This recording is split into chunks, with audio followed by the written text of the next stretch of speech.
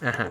Ahora sí, oíste que fue dicho, no cometerás adulterio, pero yo os digo que cualquiera que mire a una mujer para codiciarla ya adulteró con ella en su corazón. Por tanto, si tu ojo derecho te es ocasión de caer, sácala y échalo de ti, pues mejor te es que se pierda uno de tus miembros y no que todo tu cuerpo sea echado al infierno. Y si tu mano derecha te es ocasión de caer, córtala y échala de ti, pues mejor te es que se pierda uno de tus miembros y no que todo tu cuerpo te sea echado al infierno. ¿No? Un poco de contexto rápido, muy rápido. Sabemos que básicamente estas frases tienen apelaciones a la Midrash y a la Mishnah, ¿no? Específicamente aquí hay dos del Talmud babilónico que se citan en el libro de John Gill. Y ahí ustedes pueden notar las referencias de esta índole, ¿no? Lo que pasa con esto es que, bueno, hay dos cosas, ¿no? La primera es que utiliza la palabra adulterio, ¿no? Adulterio es únicamente refiriéndose a lo que nosotros entendemos como el adulterio de corazón. Entonces sí, básicamente esa es la idea, ¿no? Entonces Lottie Moon era de clase media alta, ¿no? Ella nació alrededor del año 1840 y ella tuvo muchos intereses por misionar, ¿no? Básicamente, ¿no? Entonces ella más o menos a la edad de 18 años se vuelve cristiana. Y ahí es donde ella empieza ya como anhelos de influenciar la comunidad china. Porque su hermana era misionera ahí. Lo que pasa es que China es el país más vigilado del mundo y el que es más peligroso para las misiones, ¿no? Entonces, Lottie Moon tiene dos complicaciones en su historia. Y por estas dos complicaciones es que nosotros vamos a apelar todo este gran texto, ¿no? Entonces, cuando ella consiguió su prometido, ¿verdad? Ella estuvo a punto de casarse. Llega el vato y resulta que no era tan cristiano en el aspecto cercano de la palabra. No estaba del todo de acuerdo con que Lottie Moon se hiciera misionera en China. Lottie Moon corta a su prometido, o sea, lo deja ahí y se va a misionar a China. Entonces, cuando hablamos de mujeres misioneras y China y soltera, hablamos de peligro.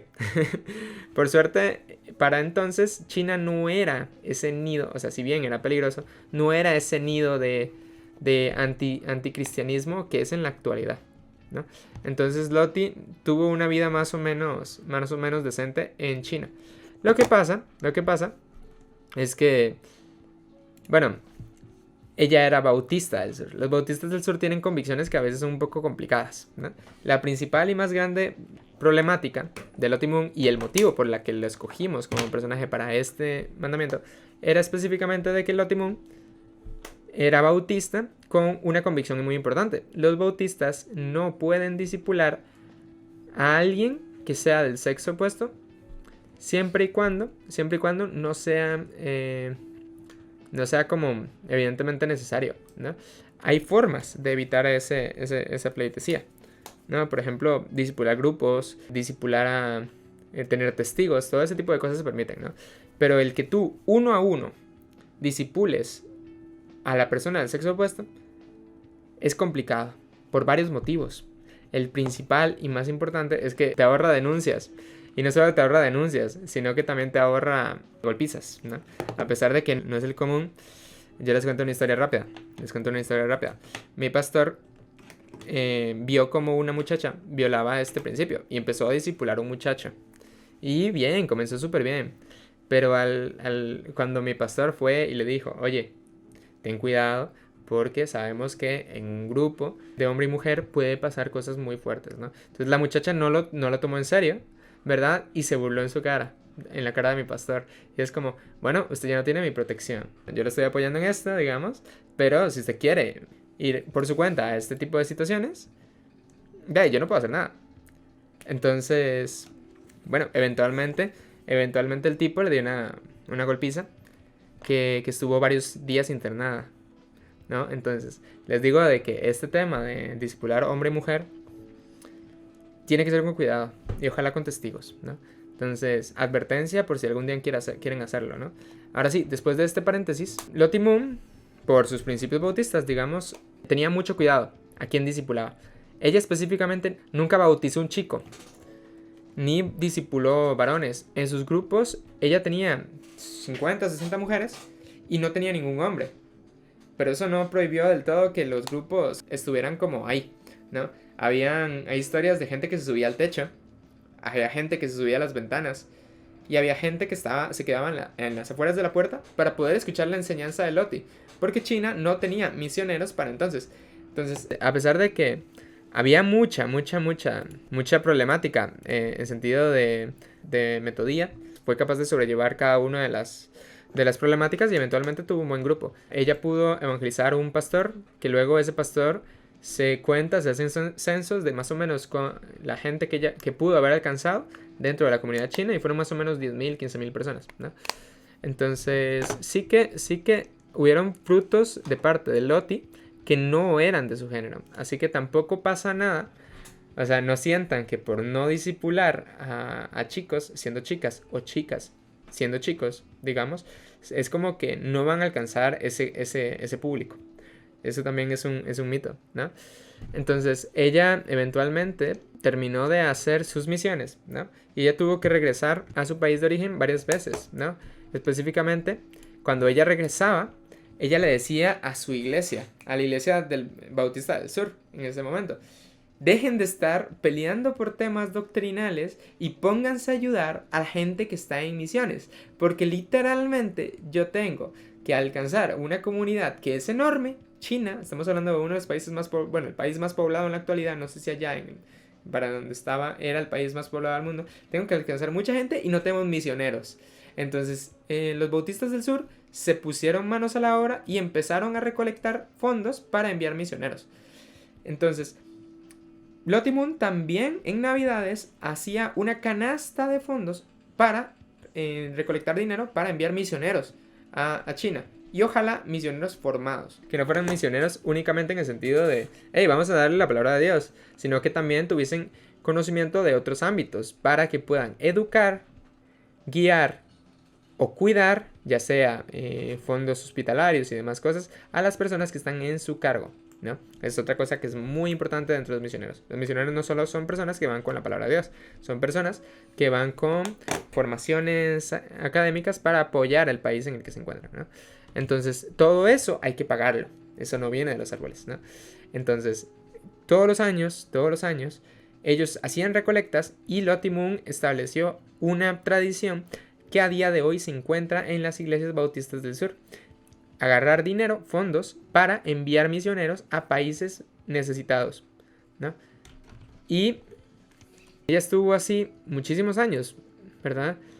Eventualmente, hubieron grupos peligrosos, digamos, hubieron desnutrición. Uno de los más llamativos fue el grupo Boxers, ¿no? Como boxeadores. Siempre me gusta gracias a ese nombre. El grupo Boxers era un grupo antimisionero, era un grupo anti-extranjeros, ¿no? Entonces veían a un extranjero y lo golpeaban, amenazaban y hacían todo tipo de cosas con ellos. Entonces Loti Moon tenía que tener cuidado de estos grupos específicamente por este tipo de temas, ¿no? Luego de eso llega una hambruna, y esa hambruna es la que eventualmente provoca de que Loti Moon decayera en salud y muriese de una enfermedad, ¿no? Entonces, Loti Moon vivió como unos 72 años, si no me equivoco. Ella era bastante vieja, ¿no? Ella estuvo 40 años en China y ahí ella volvió no solo la Convención Bautista del Sur en uno de los mayores promotores de misiones en la actualidad. Digamos, el catolicismo y los bautistas del sur son como de lo mejorcito en tema de misiones o en financiación de misiones, a pesar de que los bautistas del sur aún se están debatiendo algunos temas doctrinales. Digamos, en ese aspecto de misiones sí que son muy apoyadores. Son de la denominación más grande y de las que más apoyan dentro del ámbito laico protestante, de los que más apoyan misiones, ¿no? Finalmente, a día de hoy, este fondo de Navidad que Loti Moon realiza representa el 50% de los fondos que se dedican a misiones. Así que es tal la tradición, bueno, específicamente de las misiones bautistas del sur, ¿no? No estamos hablando de las misiones generales, ¿no?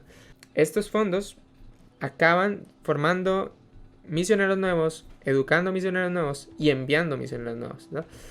Por eso es que son tan importantes todo este tipo de temas, ¿no? Entonces, vamos a hacer rápidamente qué podemos ver aquí o cuál es la temática. Las misiones, ¿no? Esa es la gran primera temática.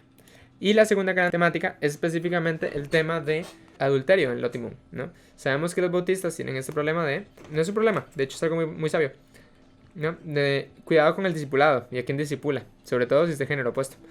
Y sobre todo si está solo. Si no está solo, pues no hay tanto problema, digamos. Pero si está solo, tenga cuidado. Ahora, recuerden que el mandamiento es no adulterar. Entonces, ¿cuál es la temática? Simplemente esa, ¿no? Uno de los principales motivos por los cuales los bautistas tienen esta enseñanza es específicamente porque evita que tú llegues a adulterar y, en el caso de que no estés casado, fornicar, ¿no? Ya sea con la mirada o con el cuerpo, como diría Jesús, ¿no? Ahora, ¿cuál fue su otra complicación? La otra complicación específicamente que era soltera, ¿no? Específicamente porque, bueno, si uno tiene un esposo que lo está ayudando a hacer vainas, es fácil, porque, bueno, tienes el apoyo emocional, tienes el apoyo de alguien que te conoce, tienes el apoyo de alguien que te puede dar una mano con fondos, que sabes que está comprometido con la misma obra que tú estás comprometido y que no va a escapar así porque sí. Que de esa gente se consiguen pocas en las misiones, ¿no? Pero ella no lo tenía. Ella tuvo que ir sin marido a este lugar. Entonces, esa es su segunda gran complicación. Entonces, una misionera sola que aparte no tiene posibilidad de discipular a gente del sexo opuesto, ¿no? Son las dos grandes complicaciones en sentido metódico, ¿no? En sentido de formato, de cómo ella puede hacer las cosas, ¿no? Son problemas meramente sistemáticos. Ahora sí, vamos a ver los dos personajes, ¿no? Cada uno de los personajes va a representar una parte de la fornicación, ¿no? En este caso tenemos a José, que José va a representar la parte del adulterio y la parte de la fornicación, ¿no? Entonces José dice así: llevado pues José a Egipto, Potifar, oficial de Faraón, capitán de la guardia, varón egipcio, lo compró de los ismaelitas que lo habían llevado allá.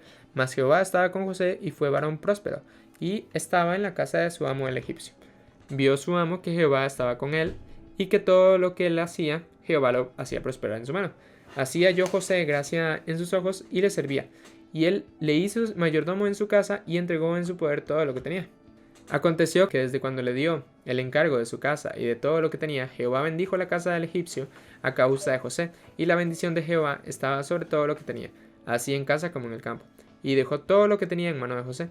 Y con él no se preocupaba de cosa alguna, sino del pan que comía, y era José de hermoso semblante y de bella presencia. Aconteció después de esto que la mujer de su amo puso sus ojos en José y dijo: duerme conmigo. Y él no quiso. Y dijo a la mujer de su amo: he aquí que mi señor no se preocupa conmigo de lo que hay en casa, y ha puesto en mi mano todo lo que tiene. No hay otro mayor que yo en esta casa, y ninguna cosa me he reservado sino a ti, por cuanto tú eres su mujer. ¿Cómo pues haría yo este grande mal y pecaría contra Dios? Hablando ella a José cada día y no escuchándola, él para acostarse al lado de ella, para estar con ella. Aconteció que entró él un día en casa para hacer oficio, y no había nadie de la casa de allí. Ella lo asió por su ropa, diciendo: duerme conmigo. Entonces él dejó su ropa en las manos de ella, y huyó y salió. Cuando vio ella que le había dejado su ropa en sus manos y había huido fuera, llamó a los de la casa y les habló diciendo: mirad, nos ha traído un hebreo para que hiciese burla de nosotros. Vino él a mí para dormir conmigo, y yo di grandes voces, y viendo que yo alzaba la voz y gritaba, dejó junto a mí su ropa, y huyó y salió, y ya puso junto a sí la ropa de José, hasta que vino su señor a su casa. Entonces le habló ella las mismas palabras, diciendo: el siervo hebreo que nos trajiste vino a mí para deshonrarme. Y cuando yo alcé mi voz y grité, él dejó su ropa junto a mí y huyó fuera. Y sucedió que cuando oyó el amo de José las palabras que su mujer le hablaba, diciendo: así me ha tratado tu siervo, se encendió su furor, y tomó su amo a José y lo puso en la cárcel, donde estaban los presos del rey, y estuvo allí en la cárcel. Y el jefe de la cárcel entregó en mano de José el cuidado de todos los presos que había en aquella prisión, y todo lo que se hacía allí, él lo hacía. No necesitaba atender al jefe de la cárcel cosa alguna de las que estaban en el cuidado de José, porque Jehová estaba con José, y lo que él hacía, Jehová lo prosperaba, ¿no? Pero sí, Amanita, sí, a mí también me parece. como dice Manita, tenemos una buena historia, ¿no? La fornicación para el periodo de Jesús es un poco más amplio. No significa solamente tener relaciones maritales fuera de matrimonio, sino que significa más cosas. Entonces, ¿qué otras cosas significa? Tener actos maritales fuera del matrimonio establecido como válido, ¿no? ¿Y cuál era este matrimonio establecido como válido? Aquel que fuese hombre y mujer, ¿no? Esa es la temática natural del periodo. Entonces, cuando se hablaba de fornicación, se hablaba de todo lo que no fuese de esta institución marital, ¿no? Básicamente por dos problemas. El más importante, de ahí, no casaban otra cosa que no fueran hombres y mujeres. Evidentemente usted no quería, usted no se iba a casar con una lechuga en el tiempo de Jesús. Bueno, tampoco en la actualidad, pero ustedes me entienden, ¿no? Bueno, algunas personas sí, algunas personas se han casado con cactus, no sé por qué. El mundo está un poco corrompido, ¿no? Luego vamos a tener una nueva bandera, que va a ser bandera vegetal, o algo así muy turbio, ¿no? Lechuga-chan. Pero sí, ¿cuáles son estas cosas que implicaba la fornicación? Implicaba, básicamente, bestialismo, que es con animales, de mismo género, o mismo sexo, mejor dicho. También está padre-hijo, está autoimpuesto, o sea, a sí mismo, y también implica el adulterio y ya la fornicación per se. No, simplemente que hombre y mujer, pero fuera de matrimonio, que no estén casados. Y esas son las 6 cosas que implica fornicación. Repito, padre-hijo, mismo género, diferente género, pero sin casarse, o sea, sin casamiento, o sea, unión libre, bestialismo con animales, adulterio, o sea, con la mujer que no estás casada, y autohecho o autodado, conmigo mismo, ¿no? Esos son los 6, ¿no? De hecho, ahora que lo estoy pensando, creo que me está faltando uno, porque... Ah, claro, es que sí me falta uno, pero es el del versículo, perdón. Lujuria, básicamente. Todo aquello que sea con los ojos. Jesús dice de que una persona que codicia en su corazón ya adulteró con ella, ¿no? Entonces esa es la 7ª connotación de fornicación que Jesús avala, ¿no? Entonces, fornicación abarca esas 7 cosas. Por ahora, ya abarcamos 2 de esos 7, ¿no? El de Jesús ya se abarcó. Cuando una persona adultera en su corazón, ya lo leímos. Cuando una persona adultera y fornica es el que acabamos de leer, el de José. De cierto se oye que hay entre vosotros fornicación, y tal fornicación, cual ni aún se nombre entre los gentiles. ¿Ves? Nótenlo aquí. Esta fornicación no es de la temática matrimonial, o sea, no es simplemente sexo fuera de matrimonio, es otra temática. Y ahorita vamos a ver cuál es. Y tal fornicación ni aún se nombre entre los gentiles. O sea, esta fornicación es tan grave que no debería siquiera ser mencionada entre los gentiles. Porque si se dan cuenta los gentiles, ya los tachan a ustedes de iglesia, no sé, herética. Tanto que alguno tiene la mujer de su padre. O sea, está teniendo relaciones maritales con su propia madre. Lo cual es muy fuerte. Y vosotros estáis envanecidos. ¿No deberíais más bien haberos lamentado para que fuese quitado de en medio de vosotros el que cometió tal acción? O sea, lamentense porque eso está fuerte. Ciertamente yo, como ausente en cuerpo pero presente en espíritu, ya como presente he juzgado al que tal cosa ha hecho, en el nombre de nuestro Señor Jesucristo, reunidos vosotros y mi espíritu con el poder de nuestro Señor Jesucristo. El tal sea entregado a Satanás para destrucción de la carne, a fin de que el espíritu sea salvo en el día del Señor Jesús. Versículo super lema, ¿no? Se le entrega a Satanás para ver si de casualidad es salvo y va a regresar como el hijo pródigo. Porque si el vato es salvo, eventualmente regresa. Entonces mejor tírenlo, entréguenlo a sus pasiones, que si él verdaderamente aprecia la coinonía con hermanos, va a volver, ¿no? Es como la enseñanza típica. Finalmente, no es vuestra no es buena vuestra jactancia. ¿No sabéis que un poco de levadura leuda toda la masa? Limpiaos pues de la vieja levadura para que seáis nueva masa sin levadura como sois, porque nuestra Pascua, que es Cristo, ya fue sacrificada por nosotros. Así que celebremos la fiesta no con la vieja levadura ni con la levadura de malicia, de maldad, sino con panes sin levadura de sinceridad y de verdad. Os he escrito por carta para que no os juntéis con los fornicarios. ¿Fornicarios quiénes son? Los que tienen estos 7 grupos que mencioné. Bueno, específicamente 6, porque obviamente el adulterio de corazón no es tan grave como para que usted no se pueda juntar con alguien que tenga ese tipo de pecados, ¿no? No absolutamente con los fornicarios de este mundo, o con los avaros, o con los ladrones, o con los idólatras, pues en tal caso os sería necesario salir del mundo. Más bien os escribí que no os juntéis con ninguno que llamándose hermano fuere fornicario, o avaro, o idólatra, o maldiciente, o borracho, o ladrón. Con el tal ni aún comáis, ¿no? Si ustedes saben que una persona no quiere cambiar, de ahí, ténganlo ahí en cuenta, ¿no? Si de verdad no quiere cambiar esa situación, pues tengan cuidado de hablar con él. Sépanlo, tienen que tener cuidado con este grupo. ¿Por qué razón tendría yo para juzgar a los que están fuera? ¿No juzgáis vosotros a los que están dentro? Porque a los que están fuera Dios juzgará. Quitad pues ese perverso de entre vosotros, ¿no? Y esa es la última, ¿no? Entonces, ¿qué podemos aprender de este verso? Una fornicación de tal grado está a la par de los avaros, idólatras, maldicientes, borrachos, ladrones. Entonces tienen que tener cuidado con ese tipo de situaciones. Ahora, vamos a un contexto un poco más amplio, ¿no? Entonces, ¿qué tipo de grupos podrían entrar en este grupo? Específicamente, los incestuosos y los bestialistas. Entonces, si bien no se mencionan los bestialistas en este grupo, sépanlo que los bestialistas son igual de problemáticos que los incestuosos, porque son muy fuertemente criticables, ¿no? Ahora, aquí está la tablita. Vamos a poner la tablita un poquito más arriba para que la puedan ver. Personajes bíblicos: José y el hijo incestuoso de Corinto, ¿no? Entonces, ¿conocían a Dios? ¿José conocía a Dios? Y sí, ambos conocían a Dios, ¿no? ¿Cómo actuaron ante la tentación? José se niega a caer en ese pecado. Dice, no, ¿cómo haría tal mal? Y huye, sale corriendo. Mientras que el hijo, el HI, evidentemente como que mucho no le importaba, ¿no?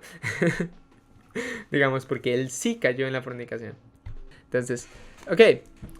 José se niega a caer mostrando ese pecado evidente. Para él era evidentemente malo el fornicar o adulterar con, bueno, en este caso es fornicación para él, pero adulterio para la esposa. Porque la esposa de Potifar ya estaba casada, ¿no? Entonces, la esposa de Potifar no le interesaba su estado. Ella iba día tras día, tras día, tras día, haciendo a José pecar. Y José se mantenía firme en su decisión de perseverar ante la tentación e ignorarla. No ignoró lo que Dios quería, ignoró la tentación que le estaba presentando. Y cuando la mujer ya lo agarró en un momento así súper feo, o sea, ya cuando el vato no tenía ni ropa puesta, y ahí en el momento más difícil, cuando José estuvo peleándola fuertemente durante muchos días, él huye, corre, escapa de la tentación. Debemos huir de la tentación. No es una buena decisión quedarse a confrontar una tentación, ¿no? Finalmente, se quedaron a interactuar con el pecado. José no se quedó a interactuar con el pecado. Él no le jugó a esto. Él fue tajante en decir no. Y aparte de ser tajante en decir no, cuando estuvo en un momento muy muy fuerte, huyó. 1 Corintios 5, ¿no? El HI, en definitiva, se acostumbró a ese pecado. Fue tal punto que literalmente, mano, o sea, cuando llegas a tal punto de perversión que literalmente llegas a acostarte con tu madrastra o madre, o sea, eso está fuerte. Porque bien pudo haber sido la madrastra, ¿no? O sea, tampoco vamos a jugarlo tanto. Ya, en el peor de los males es una madrastra. Pero, morros, o sea, aún si es madrastra, eso es bien turbio. ¿Estaba Dios de acuerdo con la decisión de los personajes? Sí, en definitiva, Dios estaba de acuerdo con la decisión de José. Pero evidentemente con la del HI no lo estaba.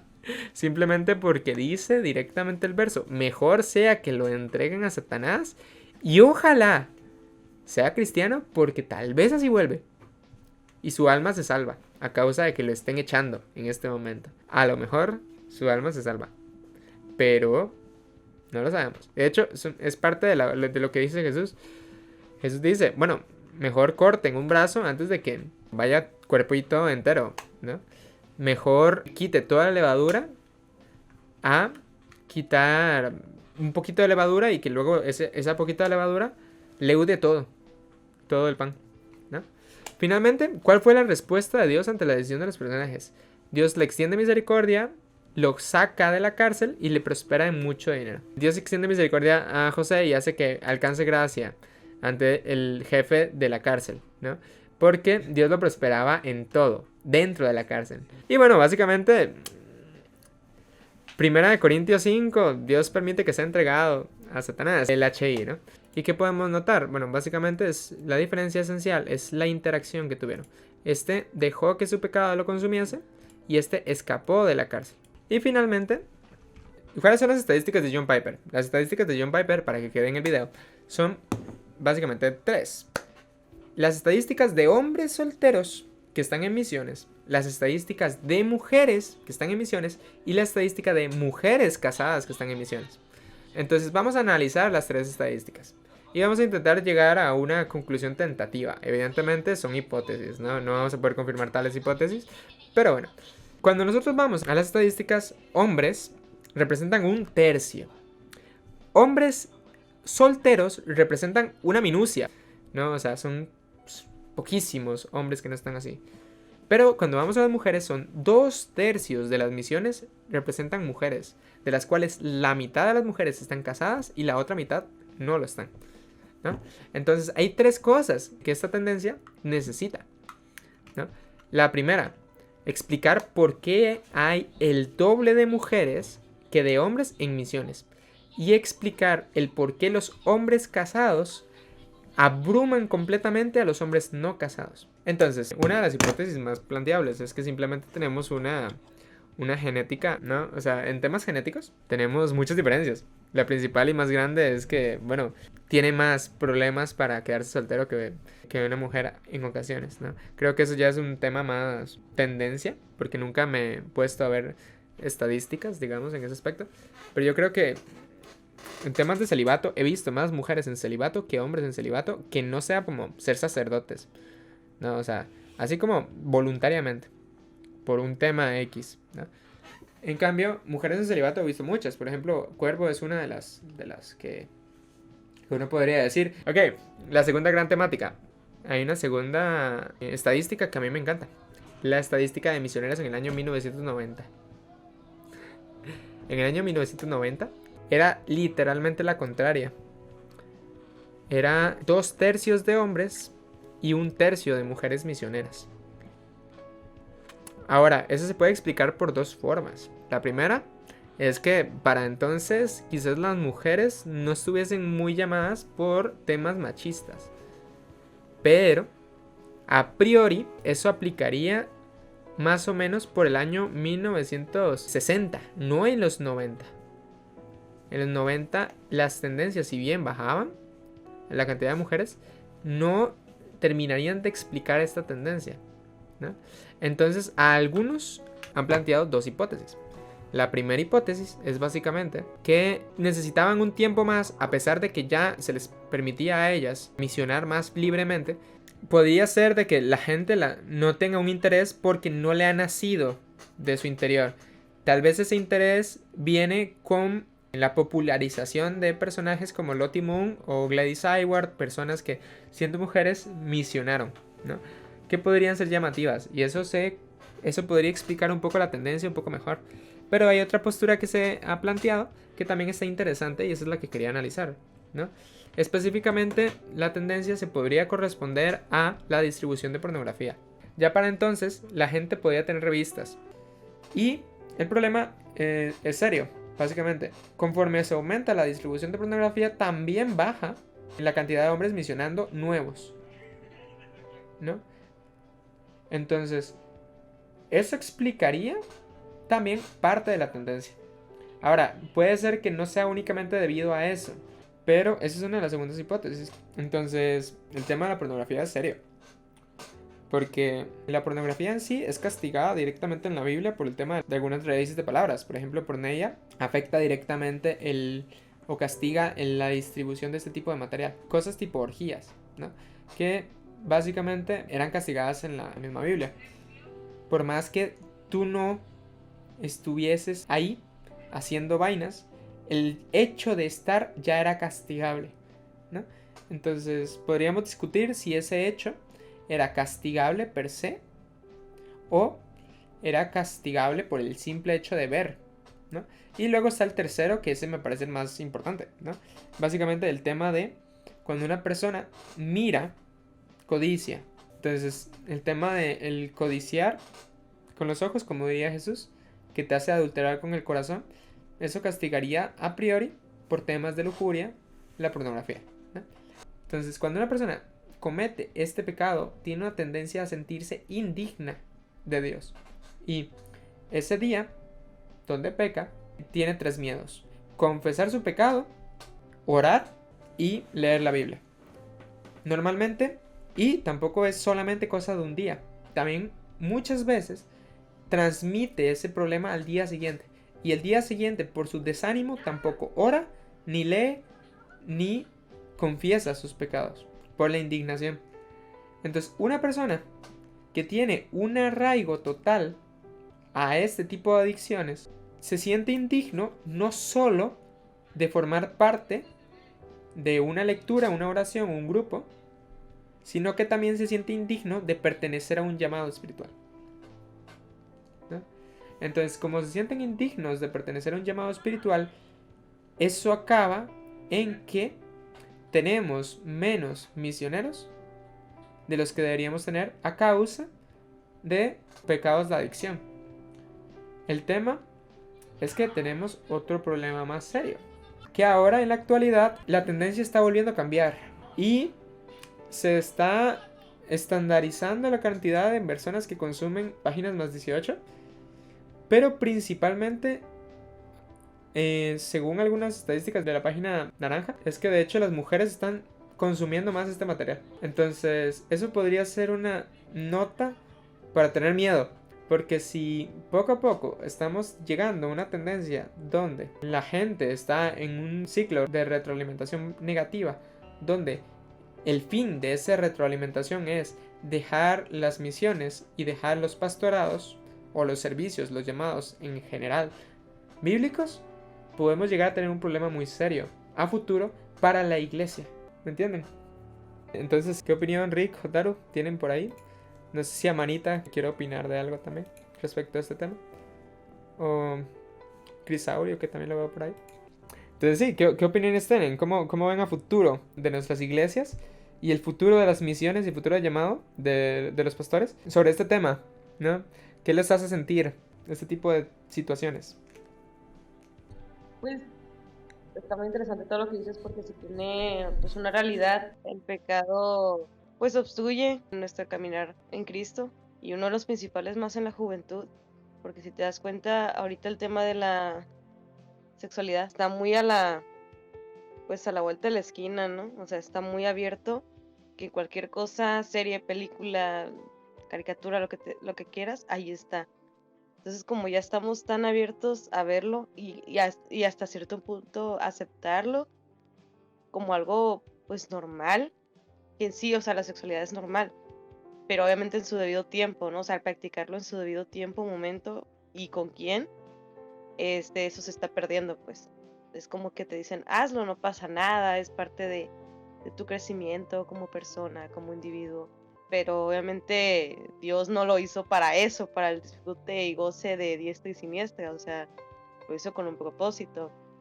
Entonces, en el momento en que empezamos a obstruir eso, de cierta manera, pues nos desviamos del camino Y es cuando poquito a poquito nuestro corazón, nuestra mente comienza a encadenarse pues, al pecado y pues nos alejamos de Dios. Porque si nunca lo reconocemos, claro, y si lo llegamos a reconocer, pues llegamos a arrepentimiento y estamos bien para con Dios. Entonces siento que lo que dices, todo lo que dijiste tiene razón, pues, de que sí esta situación sí está obstruyendo que haya más misioneros o más amor a las almas para compartir el evangelio, dado que están siendo obstruidos por uno de los tantos que es la fornicación o el adulterio, en se dio caso, ¿no? Y pues pienso eso. Siguiente temática, ¿no? Ya que estamos, ¿consideran ustedes que una persona en pecado de pornografía sea buena idea tenerlo en un llamado? O sea, si ustedes fuesen pastores o líderes de iglesia y tuviesen el conocimiento de quienes están en adicción a la pornografía y quienes no, ¿ustedes los pondrían en un servicio público de la iglesia? Definitivamente no. Nada, manín, no se puede. Es que es fuerte el tema, ¿no? Porque incluso esa podría ser otra de las problemáticas. O sea, me parece que la otra de las temáticas que tenemos como problema esencial es específicamente de que nosotros ponemos a la gente a predicar porque no conocemos sus pecados públicos, pero hay pecados que si los conociéramos no los pondríamos a enseñar. Y luego esos pecados eventualmente salen a la luz y tenemos que sacarlos de la enseñanza, ¿no? Quizás con lo de Pablo era un poco más evidente, porque bueno, para que Pablo sepa lo que ese tipo hacía, es que tenía que ser evidente, ¿no? Pero nosotros en nuestra problemática, digamos, nosotros intentamos solventar estos problemas. Uno nunca sabrá qué es lo que va a hacer, ¿no? Pero así en frío, personalmente, yo no lo permitiría a menos que haya sido una recaída. O sea, si el vato no tiene una adicción y bueno, recayó y está planeando salir de nuevo, digamos, yo no tendría ningún problema. En cambio, si es una adicción que lleva 6, 7 años y yo no veo futuro, en el sentido de que el vato no está haciendo mucho por intentar salir de ahí, ahí sí yo lo vería problemático, ¿no? El problema es que si también hay estadísticas, estas estadísticas son un poco, no estoy seguro. Perdón, mi hermano tiene un peluche. Esas estadísticas también son un poco raras, porque no puedo confirmar que sean verdad, pero mi instinto me dice de que serán verdad. O sea, hay muchos pastores que tienen adicción a la pornografía. Y es como que, en el fondo de mi corazón quisiera creer que los pastores no son gente adicta a la pornografía, pero creo que la experiencia me dice de que por lo menos uno habrá. Entonces, es una problemática que incluso afecta a los más grandes, entre comillas. Y si tenemos gente que abiertamente es liberal, ¿por qué no tendríamos pastores con estos problemas? Y es un peligro, porque nos dice mucho, no solo de lo mal que está la persona en sí, sino que nos dice mucho de la situación espiritual de muchas iglesias. Porque si están los pastores, ¿cómo estará la congregación en sí? ¿Qué hará la congregación cuando tenga que pedirle ayuda al pastor para dejar la pornografía? ¿No? Es un serio problema, El tema de la pornografía acaba siendo de las vainas más hardcore que nos conllevan una iglesia, ¿no? Y de ahí, uno no puede solucionarlas de la noche a la mañana. Es un tema muy fuerte. De hecho, en Didascalia, por eso es que nosotros hicimos el grupo antipornografía. Porque el grupo antipornografía está hecho para que, si bien tampoco podemos ayudarlos mucho, porque sinceramente para salir de la pornografía lo que tú tienes que hacer es llamar a una persona cuando te entren ganas, hasta que pueda salir. Digamos, si te entran ganas, llamar a una persona de confianza para que tú le puedas decir a esa persona, mira man, tengo este problema en este momento y ocupo estar conversando con alguien porque en el momento que deje de conversar con alguien voy a caer. Y es que eso es lo que uno debería hacer. El pecado de la pornografía no es un pecado que uno deba solucionar solo, digamos. Y no digo de que no se pueda solucionar solo, yo lo solucioné por mi cuenta, digamos. Yo tuve esa ventaja, digamos, que fui capaz de solucionarlo solo simplemente porque no tenía gente a quien decirle. Yo estuve como 3 años metido, tal vez. Y sí fue hardcore, ¿no? Digamos que estuve en el periodo lo suficiente, o estuve con ese problema lo suficiente como para, como para poder ayudar a otros, ¿no? Entonces, o por lo menos entender, tener empatía por otras personas cuando ellos me cuentan sus problemas. Entonces, yo tuve esa situación de que cuando yo dejé eso, lo dejé por voluntad propia, ¿no? Yo ya era cristiano cuando yo empecé ese tipo de cosas. Pero en la forma en que yo salí fue simplemente después de terminar de entender el libro de Santiago. Cuando uno tiene esos problemas son normales las recaídas después de unos cuantos años. Entonces uno tiene una que otra recaída, pero el tema es que yo cuando lo dejé finalmente fue cuando empecé a ver discípulos, cuando empecé a ver que había futuro en los discípulos y que los discípulos podrían llegar a tener estos mismos problemas, ¿no? Entonces, ¿cuándo ocurrió eso? Tal vez hace 3, 4 años, tal vez, ¿no? Entonces, cuando yo veo, hey, hay gente con estos problemas, yo quiero ser capaz de aconsejar a estas personas, fue ahí donde yo agarré fuerza de voluntad para dejarlo. Y uno no agarra esa fuerza de voluntad por ese mismo tipo de problemas. ¿Y cuál es otra forma que yo agarré para terminar de darme fuerza de voluntad? Santiago tiene un ejemplo muy, muy bueno. ¿Qué pruebas usted tendría para demostrarle a otra persona que usted es salvo? Demuéstremelo con hechos tangibles, es lo que pide Santiago. Y Santiago apela a todo tipo de cuestiones, pero Santiago apela a una muy buena. Aquellas que no sean pecado, pero que usted haya evitado hacer por causa de Dios. Por ejemplo, una de las más fuertes que entran dentro de esta categoría son los llamados. El irse a misionar a Turquía, Dios lo llama a misionar a Turquía y usted dice, no Dios, vieras como que no quiero misionar a Turquía, quiero misionar a no sé, otro lugar menos peligroso. O una situación un poco más, hey, tengo este ánimo por solucionar o por simplemente no voy a misionar por hacer este tipo de otras situaciones. No sé, una carrera. Nadie nos culparía y de hecho no es pecado hacerlo. Pero el hacerlo llega a ser muy llamativo para las demás personas porque eso implica de que usted hace cosas muy fuertes a causa de Dios. Y entre más cosas así tenga, más seguro usted puede estar de su salvación. Porque entre más cosas haya usted dejado por Dios, porque ama a Dios, más seguro usted está de que usted tiene formas de demostrarle a la gente de que usted ama a Dios. Entonces, dejar la pornografía. Si bien ver pornografía es un pecado de lujuria, el dejarla representa mucho el cómo eres como cristiano. Y el cómo eres como cristiano representa o refleja mucho tu amor por Dios.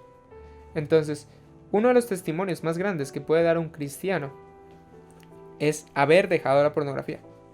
Y pocas cosas otros cristianos empatizarán más que específicamente eso, ¿no?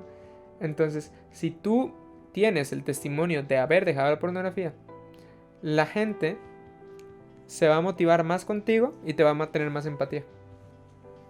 Porque ellos también tienen ese mismo problema. Entonces, el verlo de esa forma, el poder decirle a una persona con orgullo, hey, yo dejé ese problema, te motiva a dejarlo. O mejor dicho, te motiva a no tener recaídas. Porque dejarlo, para poder contar esas cosas, ya tienes que dejarlo, ¿no? Pero te motiva a no tener recaídas. Y eso es muy, muy bueno, ¿no? Igualmente, no sé si tienen más opiniones ustedes con respecto a este tema. Yo tengo otra opinión. Es que nadie nos va a hablar. También otro tema interesante es, o sea, porque estamos hablando ya como de algo individual y colectivo, en el contexto de que dices que obviamente cuando tú hablas de tu testimonio con respecto, si viste pues encadenado a la pornografía y eso, y obviamente es como los alcohólicos anónimos, ¿no? Que dicen que era adicto al alcohol y todo eso, y van a un centro o van a un tipo, pues, asociación, ¿no? Tal cual que se llama Alcohólicos Anónimos. No sé si existe en el mundo, pero en México existe. Y es donde gente que ya salió del alcoholismo y está yendo gente que quiere salir. Entonces muchos salen de esta adicción al alcohol gracias a ese tipo de asociaciones. Entonces me imagino que con la pornografía es igual. Sin embargo, existe el tabú en las iglesias todavía, pues que no se tocan estos temas de la sexualidad, de la pornografía, la masturbación. O sea, son tan conservadores que ni siquiera tocan esos puntos y siento que es muy importante. No porque ya lo vayan a hacer, o sea, no es que ya tengan novio y ya fornicaron, pues no. Pero sí es importante el conocer qué dice Dios al respecto, el por qué Dios lo ha creado, porque a fin de cuentas el sexo no es malo, porque fue creación de Dios. Lo que es malo es el en qué momento y cómo lo llevas a cabo y con qué intenciones lo llevas a cabo. Entonces, en la iglesia les falta mucho eso, pues, como que les da miedo, no sé, porque a fin de cuentas, si no lo hacen ni siquiera los padres, que son los que también deberían tomar papel ahí, pues por lo menos la iglesia, ¿no? Como menos principalmente con los jóvenes. Todavía adolescentes todavía se puede tocar ese tema. Entre adolescentes y jóvenes tocar esos temas son muy importantes. No debería ser un tabú porque no es algo malo el sexo, sino lo que conlleva al hacerlo de manera equivocada y porque también a fin de cuentas es cuidar tu cuerpo, pues, que es el templo del Espíritu Santo. O sea, es como que valorar eso de tu cuerpo que nadie puede llegar y hacerte lo que le venga en gana y tú lo permitas, pues. Entonces, o tú mismo también, pues, que es lo peor todavía, ¿no? Que tú mismo te hagas ese daño. Entonces también pienso que las iglesias como que poquito a poquito se han abierto a eso, ¿no? Es un proceso lento, pero seguro, como dicen. Pero eso sí también tuvo mucho que ver, pues que no se tocaban esos temas, lo miraban como que es del diablo y se acabó. Pero pues, ¿cómo va a ser del diablo? Pues no me vengas con eso. Entonces yo creo que también pudo tener una influencia en lo que decías de las estadísticas, porque como son temas que casi no se tocan porque todo lo condenan, más no explican que el sexo no es malo, sino en el matrimonio, y fuera de ello pues pasa esto y esto. Obviamente con una edad temprana, pues no, cuando ya están adultos y ya hicieron todo lo que tuvieron que hacer, pues no. O sea, con su debido tiempo, y ahora sí pues que cada quien tome su decisión. ¿Por qué? ¿Por qué? Porque el mundo fue avanzando, pues el mundo fue abriendo más la sexualidad y abrazándola como algo normal, algo que desde joven, desde antes de los 18 años ya puedes hacer, y la iglesia siguió igual, pues. Entonces yo pienso que también perjudicó mucho en esas estadísticas que mencionas. No adulterar es reconocer el valor enorme que tiene la pureza ante los ojos de Dios. En términos generales, no adulterar es poner mi cuerpo en servidumbre para con Dios, para que la gloria de Dios manifieste a través de la pureza. Dominio propio versus autocomplacencia. El dominio propio es el poder del Espíritu Santo que resulta de pasar sus pruebas.